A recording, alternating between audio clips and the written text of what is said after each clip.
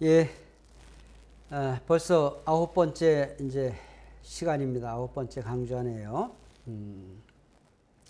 사실 이제 12시간 강의할 때는 아브라함 가정까지 이야기하고 동시성 시대를 통해서 다 뒤에서 해결을 했습니다만은 제1지구 강의를 부탁을 하시면서 교재를 만들어서 공부를 하시겠다고 해가지고 모세와 예수님도 전부 다 다시 이제 그 공부를 하는 것으로 다 했습니다. 그래서 제가 첫 시간에 말씀드린 것처럼 석보상절이 있던 것처럼 원리상절로 필요한 것은 설명을 하고 필요 없는 것은 이제 필요 없다라는 말보다는 설명 안 해도 될 만한 부분들은 그냥 절약하고 넘어가겠습니다. 상세하게 할 것은 상세하게 하고 절약할 것은 절약하고 넘어가겠다. 이제 그런 말씀을 드립니다. 시간이 많지 않으니까요. 모세와 예수님을 중심한 복귀섭리 이걸 같이 묶어 놓았어요. 왜냐하면 예수님이 오셔서 하실 일을 모세가 그대로 보여주었거든요. 그래서 모세는 예수님의 모이자 그림자와 같은 길을 걸었다. 이렇게 말을 하고 있는 것입니다. 그래서 모세는 예수님의 본보기 노정이다. 제가 이렇게 제목을 정했습니다마는 에덴 동산에서 하나님의 뜻 앞에도 순종하지 않았던 사탄이가 하나님의 아들이 오신다고 그 하나님 아들 앞에 순종할 리가 없지요. 그래서 하나님의 아들이 오셔서 하실 수 있는 기반을 미리 앞선 인물들을 통해서 보여주는 것이 본보기 노정이다. 그 말이에요. 그래서 야곱, 조금 전에 말씀드렸던 야곱의 일생, 야곱의 노정을 그대로 모세가 따라 걷습니다. 그 야곱의 노정은 가정적인 노정이라면, 상징적 노정이고 가정적인 노정이라면 모세의 노정은 민족적인 노정으로 걸어가게 되고, 예수님은 인류의 아버지로 오시는 분이시잖아요. 그래서 예수님은 인류의 구세주로 오시는 분이시기 때문에 세계적인 노정을 걷게 된다. 우리 원리는 그렇게 설명을 합니다. 에덴 동산에서 잃어버린 것을 찾아가는 것이다. 그래서 이 도표는 설명을 안 하고 여러분들이 공부하시면서 교재에 있기 때문에 그냥 넘어갑니다. 그리고 모세를 중심한 복귀 섭리를 바로 넘어갑니다. 이 모세 노정을 보는데 후편에 있어서 공부는요, 공식이 있기 때문에 재미있어요. 믿음의 기대, 실체 기대. 그러면서 믿음의 기대, 실체 기대를 앞선 인물과 달라진 것이 뭐냐만 찾으면 참 쉽거든요. 그래서 에덴 동산에서 아담 가정에서 실패한 것을 노아 가정에서는 무엇을 했느냐. 아담 가정에서 타락하기 이전의 입장으로 복귀하는 것이 노아의 나체 섭리가 나옵니다. 그리고 아브라함 가정에서는 뭐냐? 3대 만에 완성을 해야 되기 때문에 아브라함, 이삭, 야곱에 걸쳐 3대 만에 믿음의 기대와 실체 기대를 조성합니다. 그런데 메시아가 오시지 못했던 이유는 뭐냐?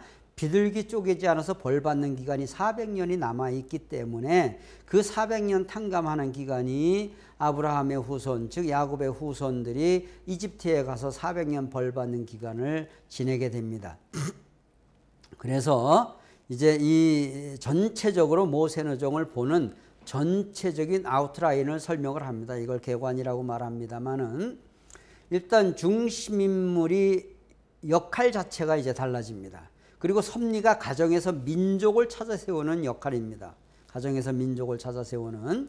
그래서 400년이 지난 뒤에 벌받는 기간이 400년이기 때문에 400년 이제 끝나가면서 이스라엘 민족들의 구전으로 내려오는 것은 우리가 받아야 할 벌은 이제 다 끝난다. 우리 민족의 지도자가 나타날 때가 되었다. 이 사상이 팽배합니다.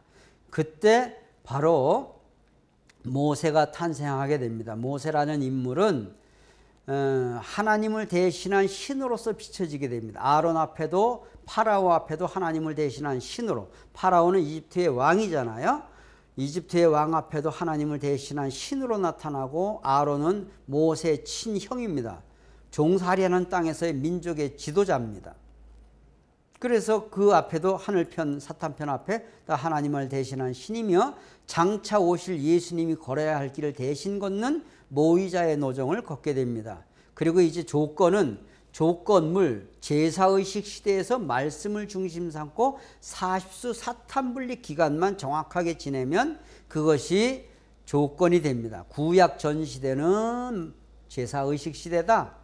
그리고 구약 시대 때는 이제 말씀을 주실 수 있는 기간이기 때문에 말씀을 중심 삼고 수리적인 탕감 기간만 지내면 된다 그 말이에요. 그래서 모세는 이스라엘 민족들 앞에는 부모 입장이야 하나님의 자녀 입장으로서 인류 앞에 이스라엘 민족들 앞에 나타나는 거죠. 그런데 결국 모세도 가정에서 민족적 노정을 걷게 되는데 민족의 불신으로 3대로다가 연장이 된다. 3대가 아니고 3차, 1차 40년, 2차 40년, 3차 40년의 연장을 걷게 된다는 것이 이 시간에 중요한 큰 흐름입니다. 그래서 흐름을 먼저 말씀을 드리고 이제 디테일한 부분은 이제 공부를 좀 하도록 하겠습니다.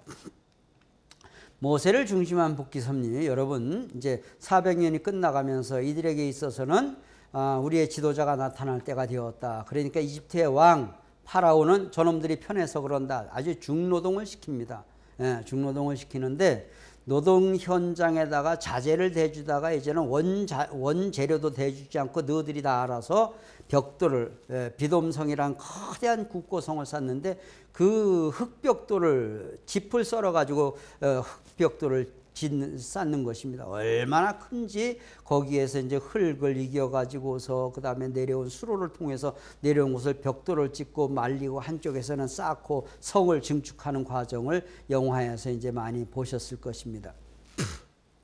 근데 이 400년이 지나갈 무렵에 이놈들이 저들의 메시아가 나타날 때가 되었다라고 말하니까 뭐라고 하느냐 하면 파라오는 이집트에 사는 히브리, 여기서 이제 제가 말씀 한마디를 이제 다시 변형을 시킵니다만은 이스라엘이라는 것은 믿음으로 승리했다라는 뜻입니다. 가나안 땅에서 온 민족들이라서 가나안족이라고도 하지만 결국 이스라엘이라는 말은 승리자인데 이스라엘 민족들이 이집트에서 종살이 하는데 승리자여 하겠습니까? 뭐라고 하느냐?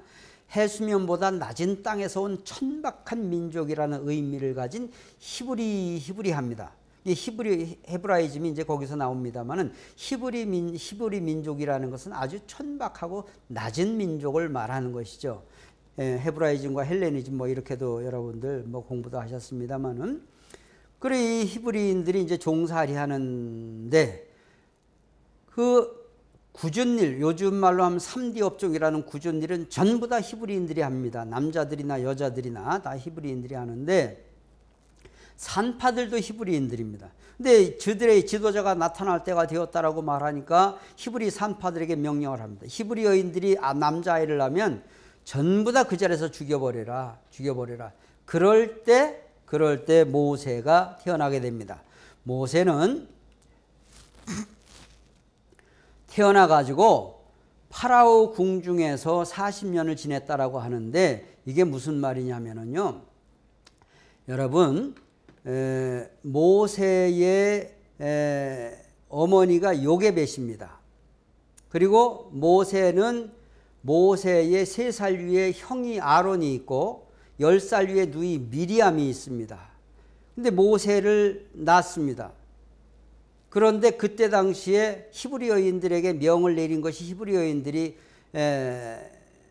그 아이를 낳으면 남자아이를 죽이라고 했는데 죽이질 않습니다. 왜 안 죽이느냐 그랬더니 성경에서는 히브리인들은 이집트 여인들과는 달라서 워낙 강해서 아이 낳는다는 소문 듣고 가보면 자기들끼리 다 끝내버렸는데 어떻게 아이를 죽입니까? 그러니까 그때 당시 2살 밑에 남자아이는 싹 죽여라. 이것이 예수님 때도 나타나는 현상입니다만은 이게 2살 밑에 남자를 싹 죽여라. 그래서 형 아론은 겨우 목숨을 살게 됩니다. 죽음에서 피하죠. 그리고 모세의 어머니 요게벳이 아이를 낳았는데 애가 울음소리가 커지면서 담 밖으로 울음소리가 넘어갈 것 같으니까 갈대 상자를 만들어 가지고 강보에 싸 가지고 나일강가에 띄우지요. 그것을 누가 따라가느냐? 요게벳이 따라갑니다. 누나입니다. 미리암 누나 10살 위에 누이 미리암이 영화에 보게 되면 갈대숲을 헤치면서 따라갑니다. 그런데 그때 당시에 파라오의 딸 공주가 시집은 갔는데 아이를 못 낳는 공주가 나일강가에 물놀이를 나왔다가 갈대 상자를 시녀들에게 갈대 상자를 가지고 오라 그러니까 상자 안에 뚜껑을 열어보니까 아이가 웃고 있습니다. 그 아이를 보니까 사내 아이였습니다. 그래서 그 사내 아이를 강보는 히브리인들이 쓰는 옷이었습니다. 천이었습니다. 그래서 그걸 얼른 감추고 그 아이를 들고서 갑니다.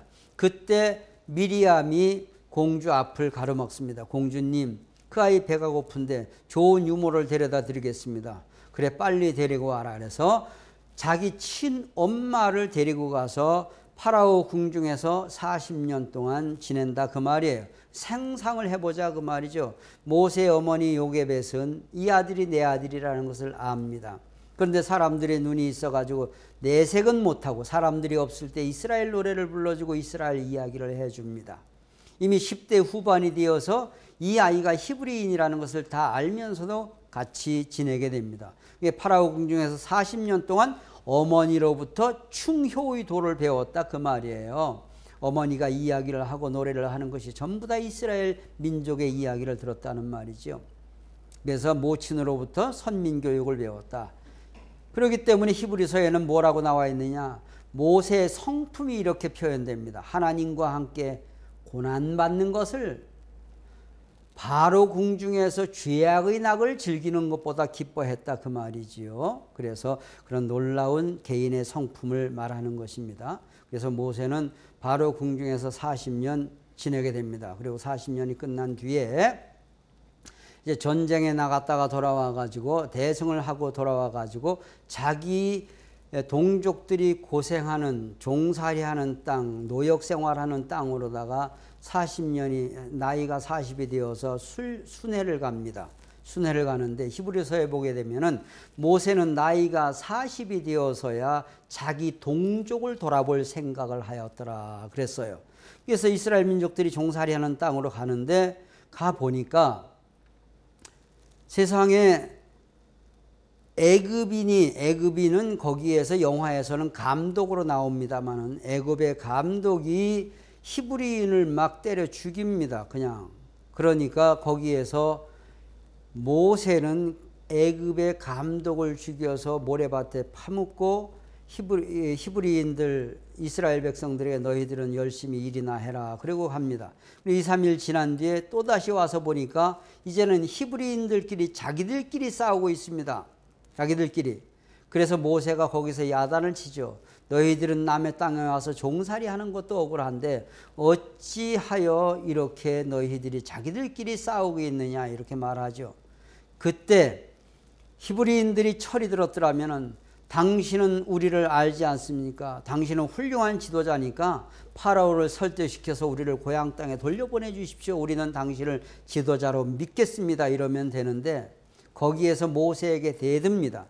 내가 누구간데 너를 누가 우리의 심판관이고 주제자로 삼았느냐? 엊그제는 애굽의 감독을 죽이더니 오늘은 우리를 죽이려고 하느냐? 그러면서 죽여봐라 하면서 대듭니다. 그때 애굽의 감독을 죽인 것이 탄로가 나가지고 이집트의 왕 파라오는 모세를 죽이겠다고 군대를 파송합니다. 그러니까 모세를 죽이겠다고 군대를 파송할 정도였습니다. 모세를 그렇게 믿었던 파라오가. 그건 뭐냐? 그때 현장에서 모세가 죽인 사람은 보통 직제에 있었던 사람이 아니다. 대단히 고위관직이었다는 것을 알 수가 있습니다. 영화에 나오는 총감독으로다가 나오는 것으로다가 보면은 뭐 그렇게 어렵진 않을 것입니다. 다 고증을 거친 것이 영화이기 때문에. 왜 애굽인을 죽였느냐? 사탄 편을 져서 장자 입장을 탕감 먹게 하는 것이다. 이게 어려운 얘기인데 쉽게 말하면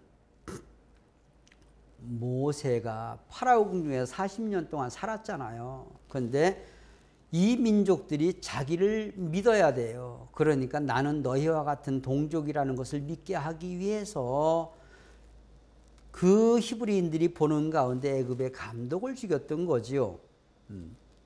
그리고 모세 자신에게 있어서 이제 파라오 궁중에서 40년 동안 호의호식했는데 이제 너 그거 끊을 때가 되었다. 파라오 궁중에 미련을 끊게 하기 위해서 미련을 완전히 끊게 하기 위해서 애굽인을 쳐 죽이게 되었다라고 하는 것입니다. 그래서 만에 하나 이스라엘 민족들이 히브리인들이 모세와 하나가 되었더라면 블레셋 팔레스타인들이 다니는 가장 빠른 가나안 땅으로 올 수 있는 길입니다. 21일 노정이면 가나안 땅에 돌아올 수 있었는데 1차 노정에 실패함으로 말미암아서 모세는 결국 파라오를 피해서 미디안 광야로 도망을 가게 됩니다. 그 제2차 민족적 가나안 복귀 노정에 있어서 미디안 광야에 와가지고 모세는 여기에서 결혼을 합니다. 장가를 듭니다. 그 장가를 드는데 장인이 이드로입니다. 이드로는 대단히 훌륭한 족장으로서 나중에는 모세의 책사로서 이제 나중에 합류를 하게 됩니다만은 부인이 십보랍니다. 이름이 아름답죠. 두 아들이 게르손과 엘르에셀입니다. 많은 사람들은 나중에 모세를 대신한 지도자가 엘르에셀이 될 것이라고 하는 생각을 많은 사람들이 할 때가 됩니다. 그런데 그걸 하나님이 정리해 주시죠. 그리고 미디안 광야에서 40년 동안 있다가 시내산 떨기나무 가운데서 하나님이 모세를 부르십니다. 이게 무슨 말이냐? 가시덩굴 가운데서 불꽃은 있는데 나무는 타지 않고 불꽃만 있는, 우리 조선으로 한국어로 말하면 도깨비불이다 뭐 이렇게도 말하겠죠. 그래서 그 불꽃을 보려고 산 위로 올라갑니다. 근데 하늘에서 놀라운 음성이 들리죠. 모세야, 네가 선 땅은 거룩한 땅이니 그 발에서 신을 벗어라. 발에서 신을 벗으라는 것은 지금까지 내가 살아온 인생을 정리하라. 이제부터 내 인생은 새로운 출발이다. 그런 뜻을 말하는 것입니다. 우리 한국에서는 지금까지 인생 손 씻고 새로운 인생 살아 이런 얘기도 하지 않습니까? 신을 벗어라 이렇게 말합니다. 두 신을 벗고 엉격결에 하늘을 향해서 외칩니다. 나를 부른 당신은 누구요? 하고 외칩니다. 그랬더니 하늘에서 음성이 들립니다. 나는 나다. I am who I am. 내 주 야훼 하나님이시다. 그러면서 내가 오늘 너를 불렀으니 너는 내가 지시하는 땅으로 가라 이렇게 말합니다. 내가 너를 바로에게 보내어 내 백성을 이제 애굽에서 인도하여 가나안 땅으로 돌이키게 할 것이다 이렇게 말합니다. 그때 모세는 거기에서 하나님께 하나님 사람 잘못 봤습니다 이렇게 말합니다. 나는 40년 전에 살인죄를 지고 이 땅에 피해온 사람입니다. 그러니까 하나님께서 야 이놈아 그때 파라오는 죽었다. 이미 공소시효도 끝났다 이렇게 말씀하십니다. 그때 또 뭐라고 하느냐 하면은 그런데 하나님 나는 언변이 부족합니다. 어떻게 파라오를 설득을 시킵니까? 사실 모세는 청년 시절에 뜨거운 음식을 먹다가 혀를 깨물어 가지고 혀가 약간 잘려나갔다는 얘기도 있습니다. 그래서 말을 좀 못하는 것이 아니라 조금 이제 짧은 소리가 나온다는 이야기도 들었습니다. 그런데 하나님께서는 내 형 아론이 있지 않느냐? 아론은 대단히 지도자적인 자질이 있고 언변이 출중한 자다. 내가 형 아론에게 이미 준비시켰으니까 너는 형에게 가기만 하면 된다. 이렇게 말합니다. 그런데 하나님, 당신이 나와 함께 한다는 증거가 없지 않습니까? 그러니까 하나님께서 뭐라고 하느냐? 그럼 참 되다. 그러면서 네가 짚고 섰는 것이 뭐냐? 지팡이입니다. 지팡이를 던져봐라. 던지니까 뱀이 됩니다. 다시 그 지팡이에 뱀의 꼬랑지를 잡아라. 그래. 뱀의 꼬리를 잡으니까 다시 지팡이가 됩니다. 내 지팡이에게 나의 모든 권능을 주었다. 너는 어려울 때마다 지팡이를 휘둘러라. 알았구만요. 그리고 내려와 가지고 장인에게 이야기를 합니다. 오늘 저녁에 오늘 하나님께 낮에 하나님을 만났는데 야훼 하나님께서 우리 민족을 이끌고 가라고 하시네요. 이집트의 파라오에게 가라고 합니다. 어떡할까요? 그랬더니 장인이 이드로가 하는 말이 내 주 여호와 하나님의 뜻대로 너는 가라. 그런데 그날 저녁에 천사가 나타나서 모세를 죽이려고 할 때 모세의 부인 보라는 아이들의 양복굿을 잘라서 피를 내 가지고 모세의 머리맡에 뿌립니다. 그래서 살아나게 됩니다. 그리고 이제 그 다음 날 여정을 챙겨 가지고 오게 됩니다. 근데 모세 혼자서 사실은 출발을 하는 것입니다. 그래서 모세가 어디로 오느냐 하면은 가나안 백성들이 고생하는, 여러분 이제 좀 헷갈릴 수도 있습니다. 혈통적으로 보게 될 때 아브라함의 후손을 이스라엘 백성이라고 합니다. 하늘 앞에 믿음으로 승리했다. 근데 가나안 땅에 사니까 가나안 민족이라고도 말하지만 또 다른 것은 뭐냐? 종교적으로 말하면 일반적으로 말하면 히브리인들, 이집트에서 생겨난 이름이 히브리인 이렇게 말하죠. 그래서 같은 민족이다 이렇게 이해를 하시면서 이제 모세가 십계명을 받고 나서 그 모세를 믿는 종교가 이제 유대교, 유대인 뭐 이렇게 말합니다만은 부르는 이름이 여러 가지가 있다 하는 말씀을 드리는 것입니다. 그래서 형한테 가서 형을 만나가지고 파라오한테 갑니다. 왜 그러냐 하면은 그 가나안 백성들의 히브리 백성들을 그 모든 것을 통제하기 위해서는 모세의 형이 필요하기 때문에 그렇습니다. 그래서 면접을 신청을 하니까 면담을 신청하니까 신청을 허락합니다. 그러면서 그때 이야기를 합니다. 뭐라고 하느냐? 우리가 도망가겠다는 말이 아니라 우리는 야훼 하나님을 믿는 백성인데 400년 동안 하나님께 제사를 드리지 못했다. 그런데 이제 우리가 하나님께 제사를 드리고 싶어서 당신 민족들이 보는 가운데 제사를 드리면 서로 민족 간의 분교도 일어나고 종교 전쟁도 일어날 것 같으니까 히브리인 애굽인들이 살지 않는 여기서 3일 거리가 걸리는 숫곳이라는 곳에 가가지고 우리끼리 제사만 드리고 올 테니까 3일간 전 민족에게 휴가를 달라 이렇게 말하죠. 그러니까 거기에서 파라오가 뭐라고 하느냐? 너희의 주님은 나지 엉뚱한 것을 섬기고 있구나 이놈아. 네 주 야훼 하나님이 무슨 능력이 있느냐? 그러면서 야훼 하나님을 아주 얕보는 말을 파라오가 하게 됩니다. 그때 모세가 하는 말이 이렇게 말합니다. 내 주 야훼 하나님을 욕보이지 마십시오. 하나님은 능히 못할 일이 없으시는 분입니다. 그러면서 이제 거기에서 모세가 짓고 있던 지팡이로들 땅에 던지니까 뱀이 됩니다. 그러니까 파라오도 자기의 술객들을 동원을 해가지고 너희들도 뱀을 만들어 봐라 그래서 그들도 지팡이로 뱀을 만듭니다.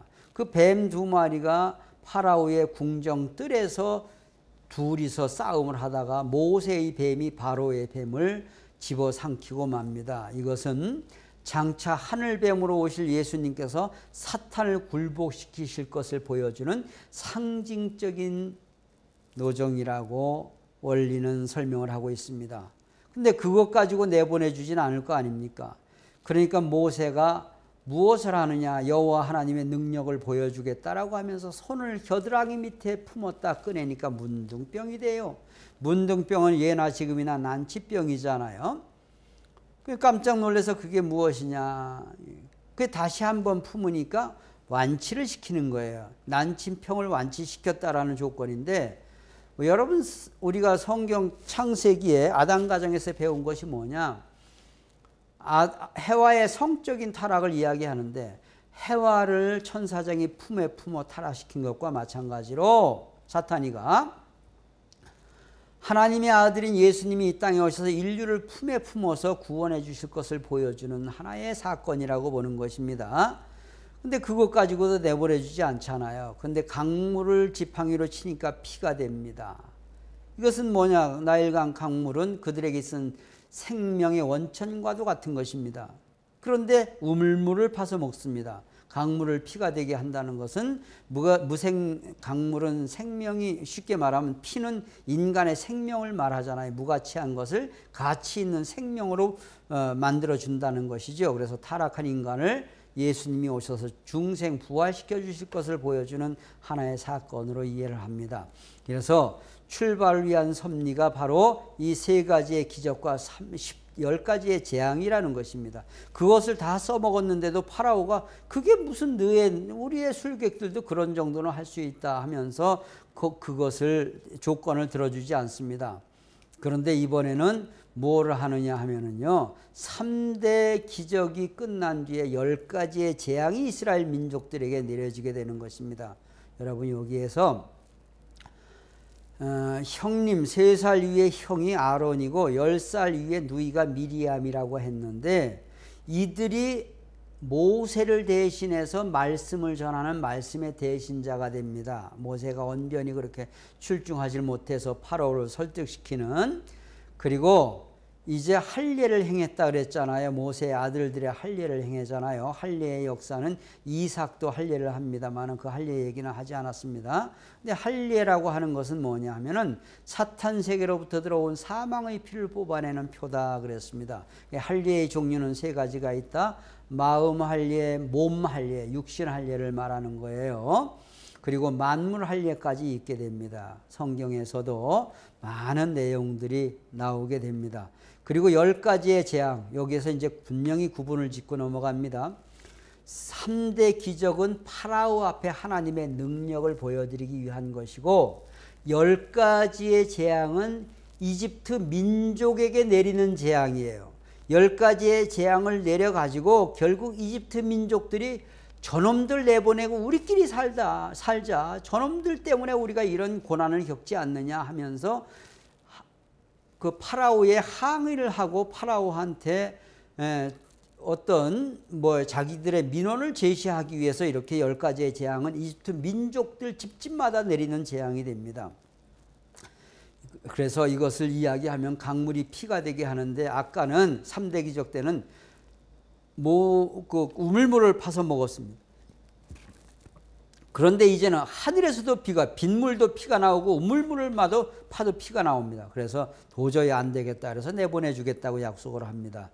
시간 관계상 한번 읽고만 넘어갑니다. 개구리들이 나일강에 있는 개구리들이 전부 다 집집마다 들어와서 사람이 다닐 수도 없을 정도로 만들어 놓고 그 다음에 또 그것도 안 보내주니까 공중으로 지팡이를 휘두르니까 먼지들이 큰 먼지 작은 먼지가 전부 다 이가 되어서 사람들의 몸속에 들끓게 되고 그리고 파리떼들이 그냥 얼마나 눈앞에 극성을 부리는지 앞을 분간하지 못하고 파라오가 밥상을 차려놓은 밥상이 완전히 파리로다가 까만색으로 도배가 되는 형태가 되어집니다.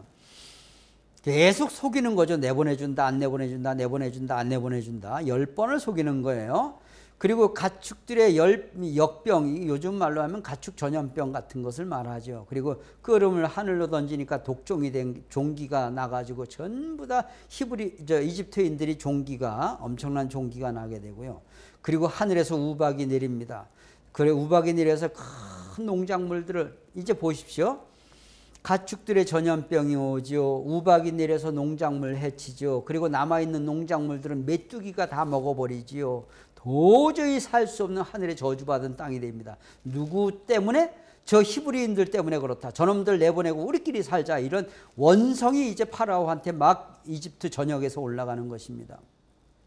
그래서 이집트도 이제는 더 이상 못하겠다. 파라오도 이제 고개를 흔들게 되죠. 그리고 3일 동안의 광명과 흑암이 왔다. 이제 히브리인들이 사는 땅에는 낮과 밤이 제대로 바뀌고 애굽인들이 쉽게 말하면 이집트 사람들이 사는 땅에는 3일 동안의 어두움이 왔다 그런 것인데 요즘도 장마철에는 깜깜한 어두움이 지속될 때가 많잖아요. 비바람 치며 우르릉 쿵쾅 하면서 앞뒤 분간을 할 수 없을 정도가 많이 있죠. 그리고 이제 마지막이다. 하나님께서 모세에게 이렇게 말합니다. 이제 너희들이 400년 이제 고생 값은 받아야 되지 않느냐. 집집마다 다니면서 우리 갈 테니까 노잣돈 달라 그래라. 그래서 집집마다 우리 갈 테니까 노잣돈 달라고 가니까 금반지 은반지 다 빼주면서 이놈들 간다니까 얼마나 시원한지 이게 하루 이틀 걸린 것이 아니라 한두 달 걸린 것이 아니라 근 20개월 가까이 10가지 재앙이 이집트 민족들에게 내려지니 얼마나 원성이 심하겠습니까. 그래서 그냥 자기들이 차고 있던 금반지 은반지 다 빼줍니다. 그리고 오늘 저녁에 우리가 양을 잡아서 먹고 양 피는 문설주에 바르거라. 그리고 어떻게 먹느냐? 온 몸에 옷을 입고 허리띠를 조르고 그 다음에 지팡이를 짚고 신발을 신고 저녁에 고기를 먹어라 이럽니다. 완전 무장하고 도망갈 준비하고 먹으라 그 말이에요. 저녁에 고기를 먹고 나니까 애굽인들이 사는 집집마다 곡성이 울립니다. 큰아들 맏것들을 전부 다 죽이는 사건. 파라오의 큰아들도 사실 그때 죽었다라는 역사적 기록도 남아있다라고 합니다.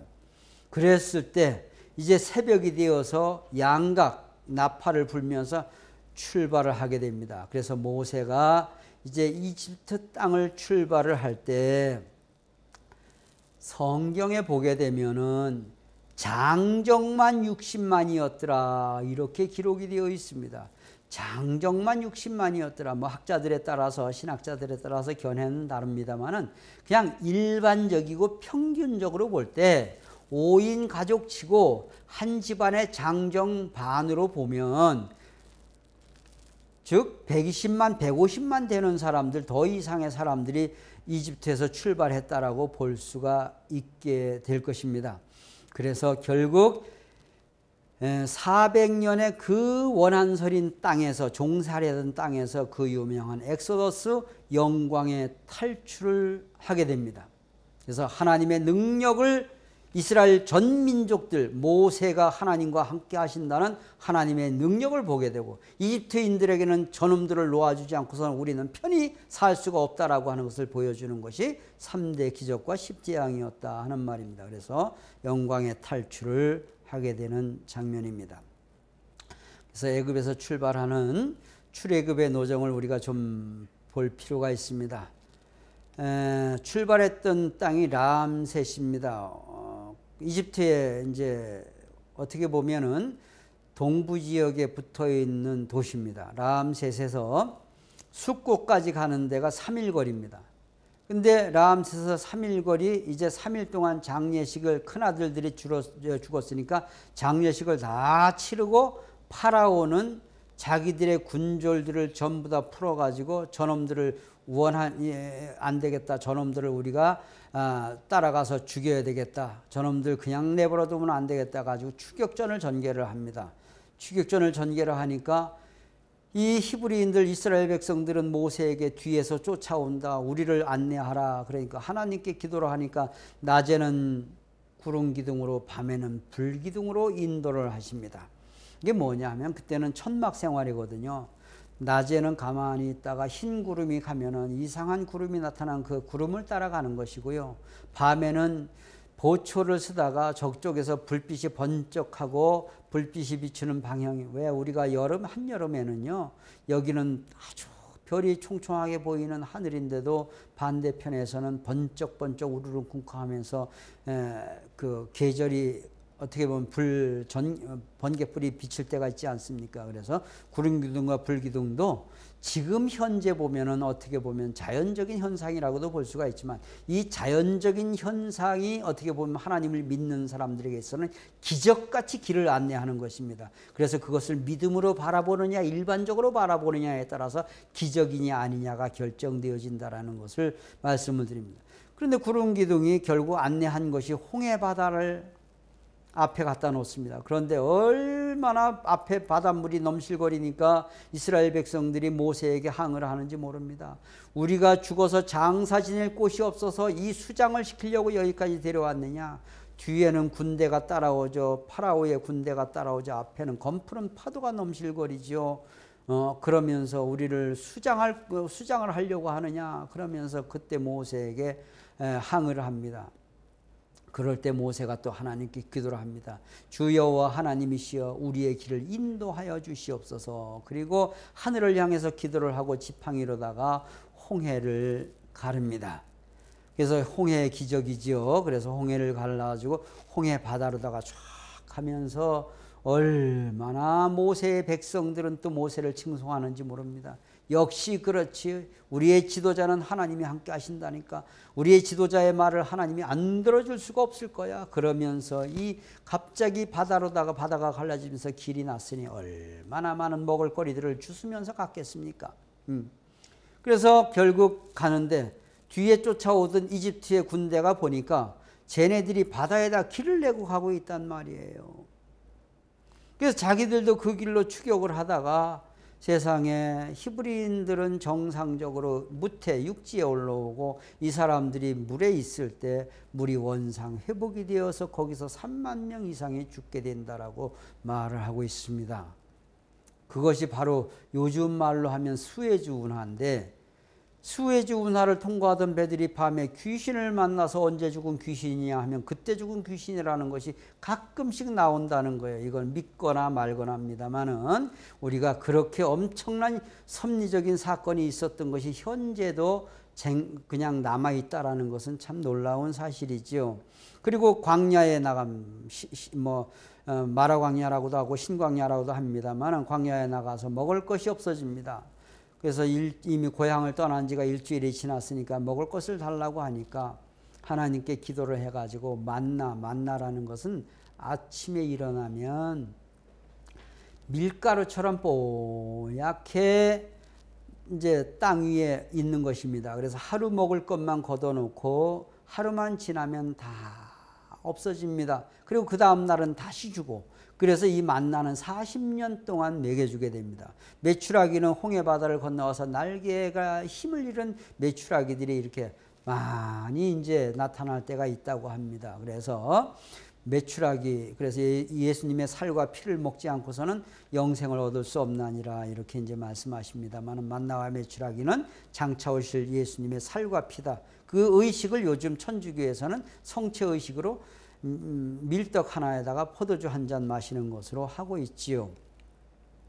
그리고 르비딤에 이르러 가지고 이 사막지대에서 가장 부족한 것이 물이니까 물이 없다 그러니까 반석에서 샘물을 내줍니다.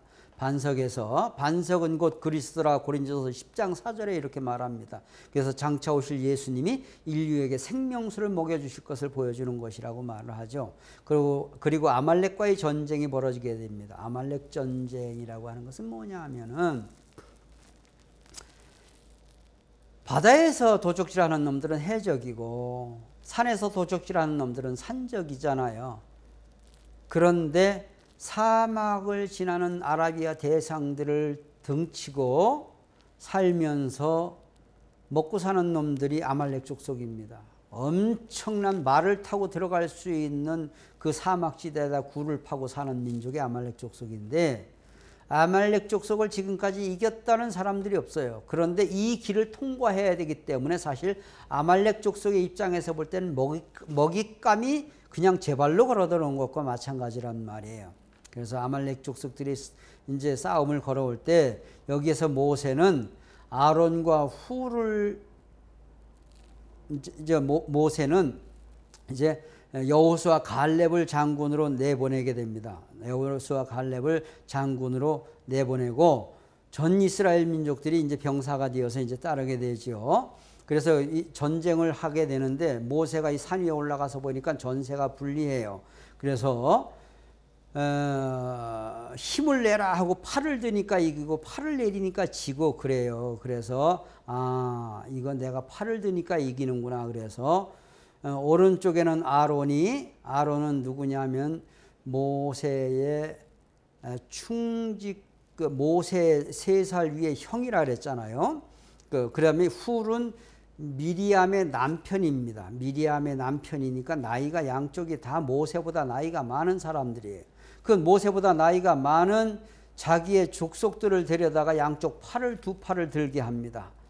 그러니까 두 팔을 들고 있는 모세는 편할지 모르지만 양쪽에 있는 노인들은 더 힘들단 말이에요. 그래서 우리는 빠지자 그래가지고 돌로다가 괴해서 돌단에다가 두 팔을 딱 올리고 너 혼자 책임져 하고 옆에서 이제 보게 됩니다. 그래서 결국 모세는 이 싸움에서 승리를 하게 됩니다. 그래서 우리가 이것은 무엇을 말하느냐? 여러분들이 이제 기독교에서 우리가 하는 말이 예수 앞에 손들고 온다 이제 그런 뜻이 내 죄를 고백하고 손들고 모든 것을 세상에서 있던 모든 것을 다 손들고 깨끗하게 자복하고 그 다음에 지난날의 죄를 청산하고 온다라고 하는 의미인데, 아론은 예수의 대신형이고 그 다음에 훌은 성신을 대신한 형이란 말이에요. 그래서 기독교인들은 예수님 앞에 올 때는 정말 두 손 들고 모든 것을 다 놓고 깨끗한 모습으로 와야 주님께서 영접하신다라는 것이죠. 사탄과의 싸움에서 승리할 수 있다라는 것을 보여주는 것입니다. 내 주여 의지없어서 손들고 없나니 주 나를 떠나가시면 나 어찌하오리까 그렇게 이제 찬송도 있지 않습니까?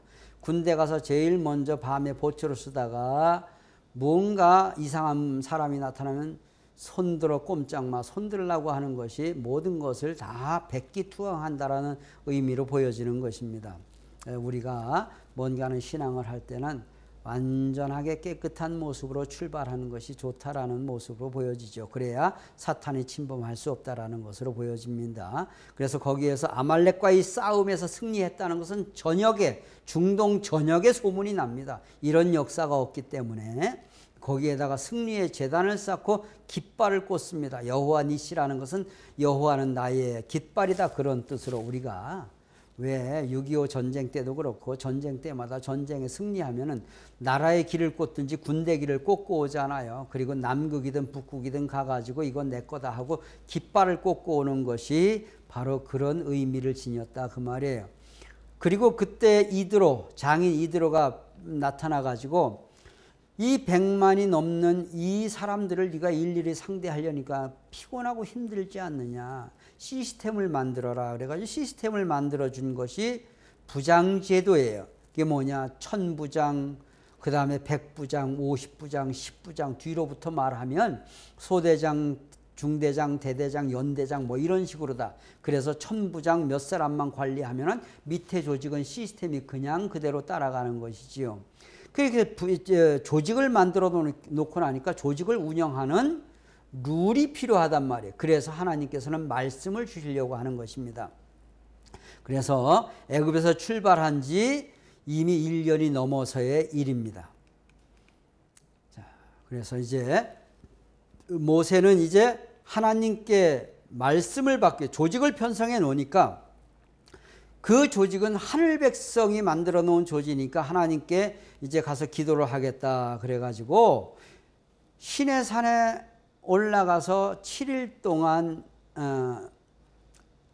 6일 동안 구름 장막을 관리했던 시내산이 7일 만에 모세를 불러 세웁니다. 모세는 그 산에 올라가 가지고 장로들하고 있다가 장로들은 다 놔두고 혼자 올라갑니다. 올라가서 40일 금식을 합니다. 40일 금식을 하고 하나님께서 돌판 2개에다가 십계명을 써주십니다. 돌판 2개에다가 십계명을 써주시는데 영화에 보게 되면은 하나님께서 불꽃으로다가 돌판을 쪼개고 불꽃으로다가 글씨를 써주시게 되는 장면을 보게 됩니다.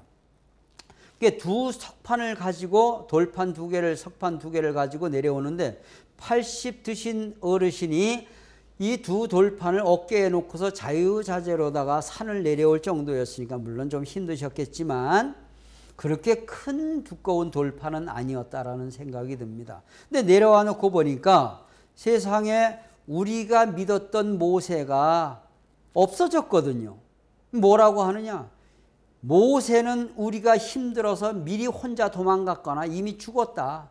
우리는 우리의 신을 만들어야 된다. 그러면서 거기에서 금송아지를 만드는 사건이 발생합니다. 이 금송아지는 어떻게 이 종살이 하던 민족이 금이 있느냐. 우리 고향 땅에 가겠으니까 노잣돈 내놔라. 그럴 때 금반지 은반지 다 빼줬다고 하지 않습니까? 금송아지를 얼마나 큰 금송아지를 만드는지 모릅니다. 그리고 그 금송아지를 그냥 사방에서 메고 들고 메고 그냥 우리의 신이 나타났다고 우상을 섬기는 거죠.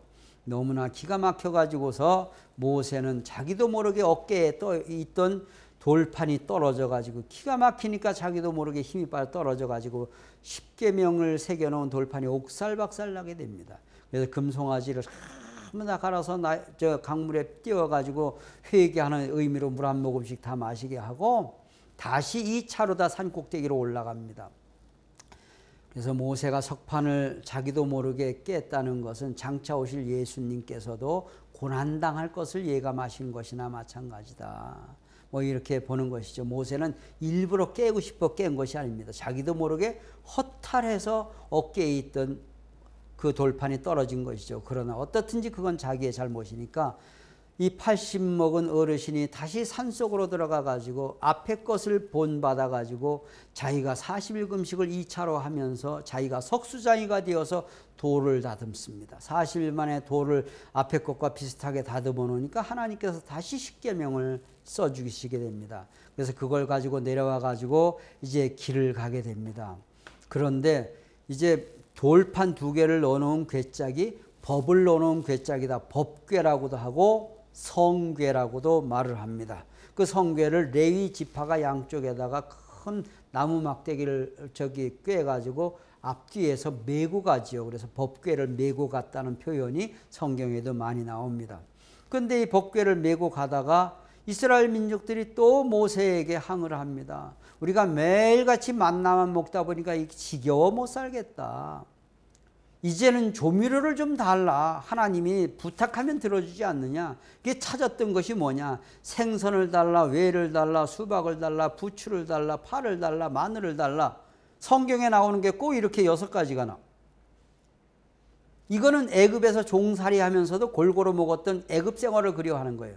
미래를 내다보고 고향 땅 찾아갈 가나안, 젖과 꿀이 흐르는 가나안 땅을 바라보는 것이 아니라 과거 종살이 하던 애굽 땅에서의 식생활을 그리워한 거란 말이에요. 그리고 또 하나는 구스 지방에서 온 여인을 모세가 취하는 사건이 발생합니다. 근데 모세가 몸으로 취한 것이 아니라 이 험악한 민족들 앞에 구스 지방에서 온 젊은 여인을 두었다가는 살아남지 못할 것이다. 그래가지고 이 여인을 보호하기 위해서 자기 옆에다가 두었는데 이것을 아론과 미리암까지도 어찌하여 젊은 여자를 건드느냐고 하면서 그거를 비방을 하고 있습니다. 그러나 끝까지 모세를 믿었던 분이 누구냐 하면은 여호수아하고 갈렙이라고 하는 모세의 충직한 두 신하는 끝까지 모세를 믿게 됩니다. 그래서 이제는 하나님께서 이제는 말씀을 주십니다. 이게 뭐냐 하면은 십계명을 주셨다. 법궤 안에 있는 십계명을 주셨다. 이건 뭐냐? 이제는 인간은 변하더라도 말씀은 변하지 않는다. 그래서 인간 중심에서 말씀 중심으로 누구든지 말씀과 하나가 되기만 하면 하나님은 그 사람을 믿고 섭리하시겠다는 약속이에요. 다시 말하면 말씀은 변치 않는 신앙의 대상이에요. 우리 참부원님도 말씀을 주고 가셨잖아요. 그래서 성인들은 말씀을 남겼기 때문에 육신을 벗었어도 역사 속의 섭리 속에 영원히 살아계시는 분이에요. 그분의 말씀을 믿는 자들은 그분의 제자가 되기 때문에, 그분의 자녀가 되기 때문에 그렇습니다. 말씀이 중요한 것, 말씀이 나보다 몇 배 중요하다라고 아버님도 말씀하신 것을 여러분들이 들으셨지 않습니까?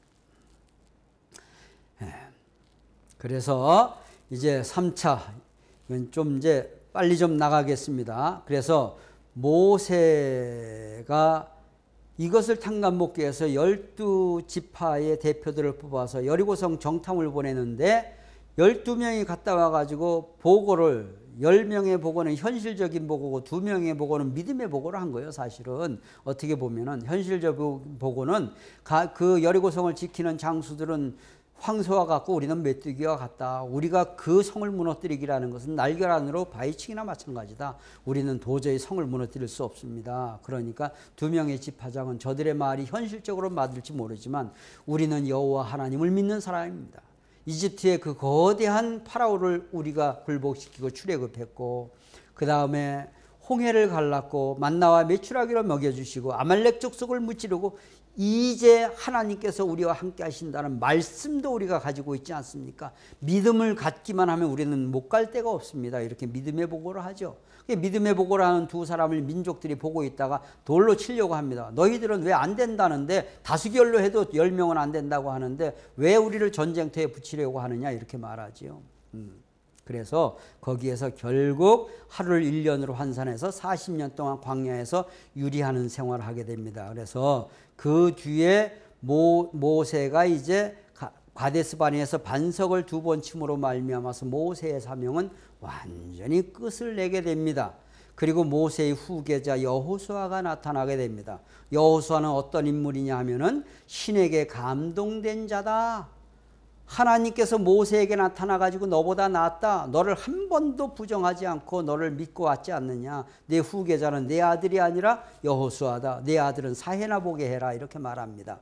그리고 또 하나님께서 여호수아에게 내가 지금까지는 모세와 함께 했는데 이제부터는 너와 함께 할 것이다. 강하고 담대하게 나를 믿고 따르라. 이렇게 말합니다. 그리고 그를 따르던 2세들이 우리가 모세를 따랐던 것처럼 이제부터는 당신을 따르겠습니다.